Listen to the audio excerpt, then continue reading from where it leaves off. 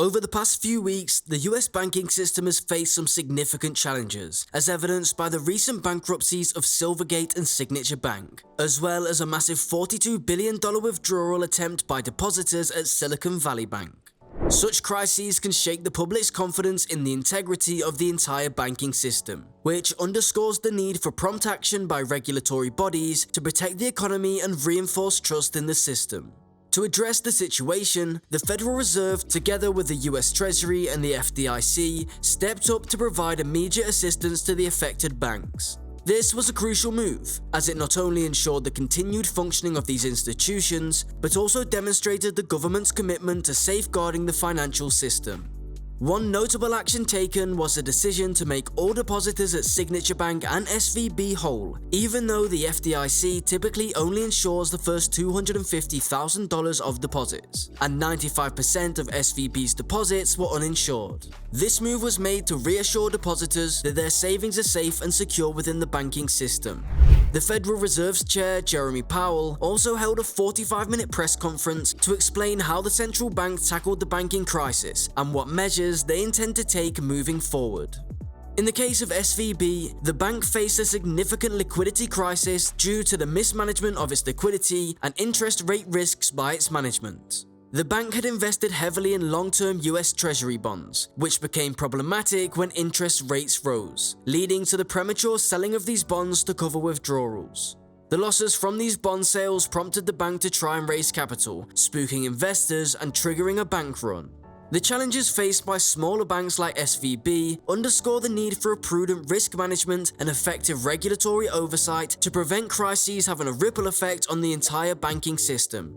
While the swift action taken by the Federal Reserve, Treasury Department, and FDIC helped to avert the potential catastrophic situation, it is vital for all stakeholders to remain vigilant to ensure the continued stability and resilience of the US banking system. In recent weeks, small banks in the US have been struggling to stay afloat, which has caused isolated banking issues. These problems, if left unchecked, could potentially undermine public confidence in the entire banking system's integrity. To prevent this scenario, the Federal Reserve collaborated with the Treasury Department and the FDIC to take swift action and protect the US economy while also bolstering trust in the banking system. By reassuring all depositors that their savings are safe and secure within the banking system, the actions taken were critical. The banking crisis saw Silvergate and Signature Bank file for bankruptcy, while depositors attempted to withdraw a massive $42 billion from Silicon Valley Bank. To address these issues, the Federal Reserve, along with the FDIC and the US Treasury, stepped in to provide immediate assistance. In a significant move, all depositors at Signature Bank and SVB were made whole, despite the FDIC usually only insuring the first $250,000 of deposits, and 95% of SVB's deposits being insured. The crisis at SVB was due to its management's mismanagement of liquidity and interest rate risks, which led to a significant bank run by a concentrated group of connected depositors, mainly comprising of tech businesses and startups. The bank had also invested heavily in long-term US Treasury bonds, which became a problem when interest rates rose, leading to premature selling of these bonds to cover withdrawals. The losses from these bond sales prompted the bank to try and raise capital, spooking investors and triggering a bank run. To limit the ripple effects of these two banks' collapse and protect the broader economy, the Federal Reserve, in collaboration with the Treasury Department and FDIC, invoked the systematic risk exception to protect uninsured depositors at SVB and Signature Bank. This decision was not just about those specific banks, but about the risk of contagion to other banks and the financial markets more broadly. The Federal Reserve had genuine concerns that the collapse of these banks could have had a serious flow-on effect to the whole economy, causing widespread problems if left unaddressed. Although the weaknesses that led to SVB's crisis are not widespread in the banking system, the Federal Reserve plans to conduct a thorough review of its supervision and regulation to identify what went wrong and implement policies to prevent similar occurrences in the future.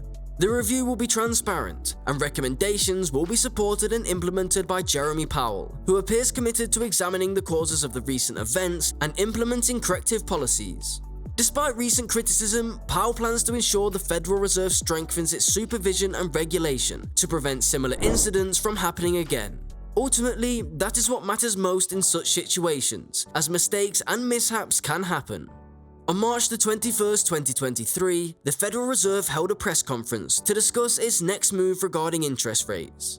The main topic of the conference was the interest rate hike and the Fed's strategy for controlling inflation. The press conference included remarks from the Fed chairman Jeremy Powell, who commented on the recent Credit Suisse merger and the state of the banking industry. Powell explained that Credit Suisse, the big Swiss bank that failed last week and was acquired by UBS for pennies on the dollar with the help of the Swiss version of the Federal Reserve, was well out of his jurisdiction. Therefore, he didn't have much to say on the topic, but it was a positive outcome that the transaction was agreed to and the markets have accepted it. The main topic of the press conference was the interest rate hike. Powell announced that the Federal Reserve had raised the target range for the federal funds rate by a quarter percentage point, bringing the target range to 4.75% to 5%. He emphasized that the Fed remains strongly committed to bringing inflation back down to its 2% goal, as price stability is the responsibility of the Federal Reserve.